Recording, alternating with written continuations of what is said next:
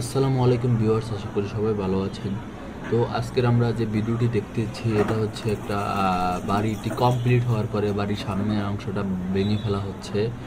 কারণ এটা মিরপুর 10-এ হচ্ছে এই কাজটা করা হয়েছিল।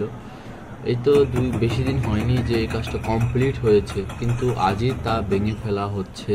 এটা আহ, কিছু কারণ আছে। আমরা যতটুকু জানতে পেরেছি যে এটার ডিজাইন যতটুকু ছিল তার চাইতে সামনের দিকে তারা বাহিরের অংশটা বাহির করে বেশি স্পেস ইউজ করে এই বাড়িটি করা হয়েছিল। তো তার জন্যে এটা রুলসের মধ্যে পড়ে না যে আমাদের ফুটপাতের যে স্পেস আছে বা রোড থেকে কিছু জায়গা ছেড়ে দিয়ে এই বহুতল ভবনগুলো নির্মাণ করতে হয়। সেই রুলসটা ফলো না করার কারণে এই ঝামেলাটা, এখন বাড়িটা ভাঙা পড়ছে, কিছু করার নেই। তো দেখতে পাচ্ছেন যে আসলে বাড়ি করার আগে অবশ্যই প্ল্যান অনুযায়ী করবেন, এবং যেরকম প্ল্যান আছে তো সেই অনুযায়ী বাড়ি করার চেষ্টা করবেন।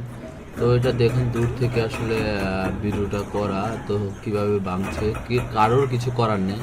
কারণ সরকারি রুলস বা আমাদের দেশের যে রুলস সেটা মেনেই কিন্তু কাজগুলো করতে হবে। তো এর জন্য দেখতে পাচ্ছেন যে কাজগুলো মানে বাড়িটা ভাঙা হচ্ছে, কারোর কিছু করার নেই। এখন আসলে ক্ষমতা দিয়ে মানে কিছু করা যায় না। নিয়ম মেনে রুলস অনুযায়ী আসলে বাড়ির কাজগুলো করাতে হয়। তা না হলে কিন্তু রাজুক বা যারা সরকারি কর্মকর্তা আছেন তারা কিন্তু মানে পদক্ষেপ নিতে পারেন, এবং এভাবে দেখুন ভেঙে ফেলতেছে।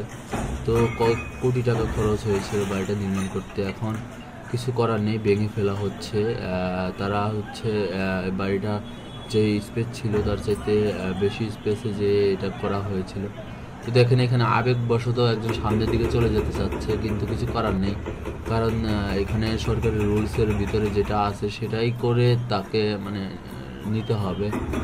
তো দেখতে পাচ্ছেন যে বাসার সামনে যারাই বাড়ি ডিজাইন করান বা যারাই বাড়ির কাজ করান, ইনশাল্লাহ নিয়ম অনুযায়ী করার চেষ্টা করবেন। বাংলাদেশে কিন্তু এখন বহু দুর্ঘটনা মানে ঘটতেছে, আগুন লাগতেছে। তো সব বিষয় মিলিয়ে ইনশাল্লাহ যেরকম আপনারা চাবেন একটু অল্প স্পেস হোক, কম স্পেস পান, তারপরেও সঠিক নিয়মে সঠিকভাবে কাজগুলো করানোর চেষ্টা করবেন এবং করে থাকবেন। তো এটাই আমাদের রিকোয়েস্ট থাকবে। তো অ্যাজ এ মানে আপনি মালিক হিসাবে আপনারাও এতটুকু রেসপেক্ট থাকবে আশা করি। তো ভিডিওটি দেখে বুঝতে পেরেছেন আশা করি যে ক্ষমতা দিয়ে আসলে সব কিছু করা যায় না।